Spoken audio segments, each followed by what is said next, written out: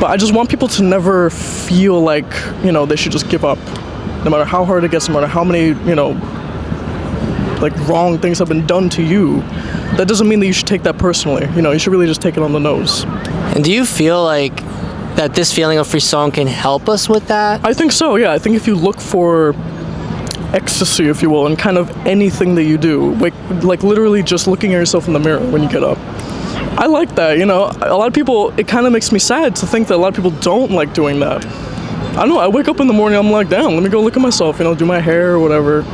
It doesn't have to be super deep, but just keep it simple, Everything that you do in life should be very heartfelt and very simple. A lot of people nowadays are more concerned about what car somebody's driving than who they are as a person, and that's bullshit to me.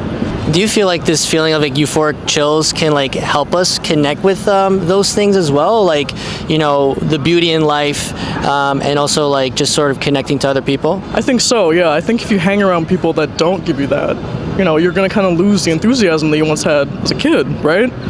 If you're working a job that doesn't make you happy, that's gonna kill you more than anything.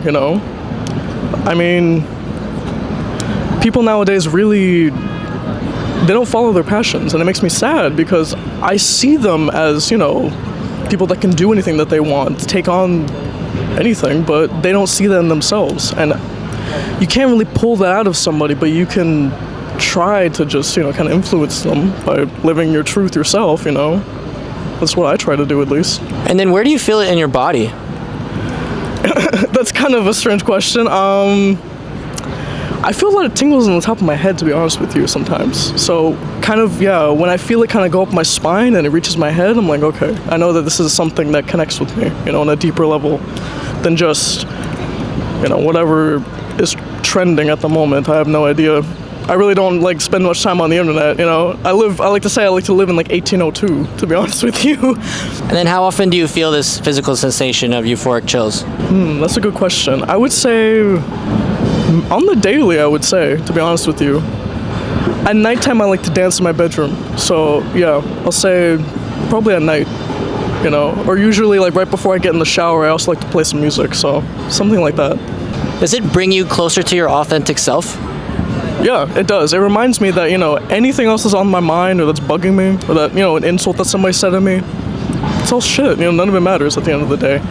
As long as I can feel important within myself, you know what I'm saying? Somebody can never come between me and myself. A lot of people, I think, like to put importance on, say, their parents, their partner, whatever else, but it's like, at the end of the day, if they're saying something that doesn't feel right in my heart and in my, my guts, I'm not gonna follow that, What's one way that we can cultivate this feeling of frisson and goosebumps on the daily?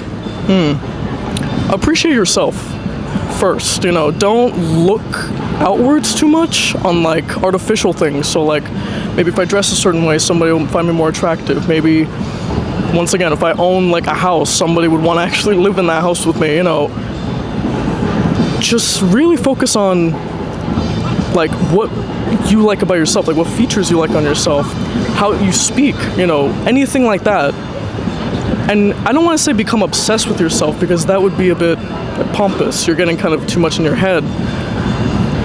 But see yourself just as you would anybody else, you know what I'm saying? As equals, instead of I'm above this person, or that person's beneath me because they have less than me. And do you feel like, when you get this euphoric chill, does it allow you to see someone else as a part of you? Yeah, a lot of times I see sparks in people's eyes, especially, and I'm not trying to make it sound egotistical, but when they look at me, I can tell that they connect with me just through, something going off in the back of their brain.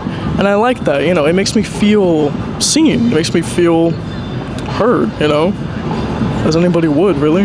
You mentioned that one song, it's 11 minutes long. Did you feel chills throughout the entire duration of the song?